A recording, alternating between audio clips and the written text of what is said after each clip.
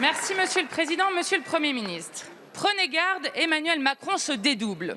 Il y a le Emmanuel Macron présent à la COP26 et Macron-Emmanuel, président de la République depuis 4 ans. À en croire les paroles du premier, les deux ne se connaissent pas. Emmanuel Macron, à la COP26, distribue les bons et les mauvais points. Il fulmine, il tempête, il vitupère contre les gros pollueurs qui doivent polluer moins. Le second est président de la République et son bilan écologique est catastrophique. La France a même été condamnée 2 fois pour inaction climatique. Celui-ci signe des accords de libre-échange, déroule le tapis rouge aux gros pollueurs comme Amazon et Total, laisse les banques françaises investir dans les énergies fossiles, réintroduit les pesticides tueurs d'abeilles, refuse d'interdire le glyphosate, détruit des milliers de postes au ministère de la Transition écologique, détruit le service public ferroviaire et forestier, enterre les propositions de la Convention citoyenne pour le climat, promeut le nucléaire en dépit des déchets qu'il produit et dont nous ne savons que faire. Et enfin, il magouille avec Viktor Orban pour que le gaz soit considéré comme une énergie verte au niveau européen. Pire, il réprime les militants écologistes, il criminalise les militants de Bure, gaze les jeunes pour le climat et réinvente le crime de lèse-majesté pour les décrocheurs de portraits.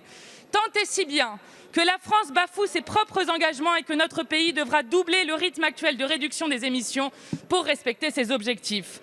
Pourtant, Emmanuel Macron, à la COP26, déclarait ceci: la France et plus largement l'Union européenne sont aujourd'hui au rendez-vous des engagements. Ah bon?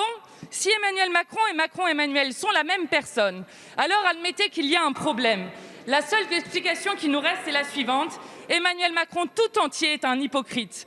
En tout état de cause et par précaution, Monsieur le Premier ministre, pouvez-vous prévenir le donneur de leçons de la COP26 qu'il s'appelle Emmanuel Macron et qu'il est le même qui saccage le climat depuis 4 ans? La parole est à Monsieur le Premier ministre.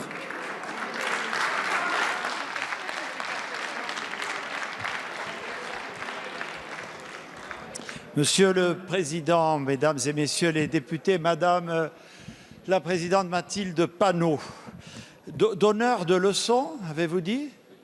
Donneur de leçons, oui. Tout ce qui est excessif, chère Madame, est insignifiant. Et remarquez, je suis très doux en parlant d'excès, car après tout, peut-être est-ce pour vous un compliment. Car la vérité, c'est que nous avons plutôt entendu, mesdames et messieurs, un concert d'inexactitudes.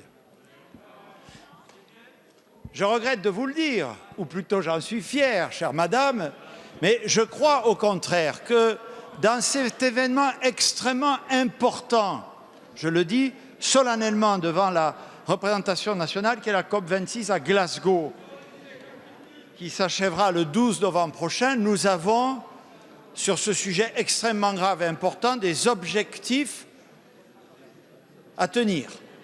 Et la France, par la voix du président de la République, porte une parole extrêmement ambitieuse. La France, garante de l'application des accords de Paris, dont nous devons être légitimement fiers, je le dis, la France dans l'Europe, la France tout court, est à la pointe du combat contre le réchauffement climatique. Et cette Assemblée, d'ailleurs, le sait bien.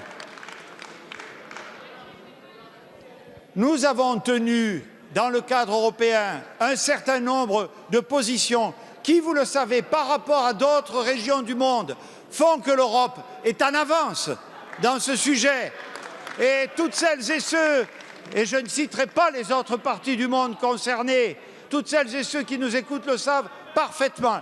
La vérité, c'est qu'on ne peut pas faire seul dans cette affaire. Mais oui, disons-le, la France est en avance sur beaucoup de registres. Vous avez encore récemment voté, après une CMP conclusive, une loi climat et résilience extrêmement importante. Nous avons un plan de relance, mesdames et messieurs les députés, extrêmement ambitieux en matière de transition écologique, qui fait que la France montre l'exemple par des actes.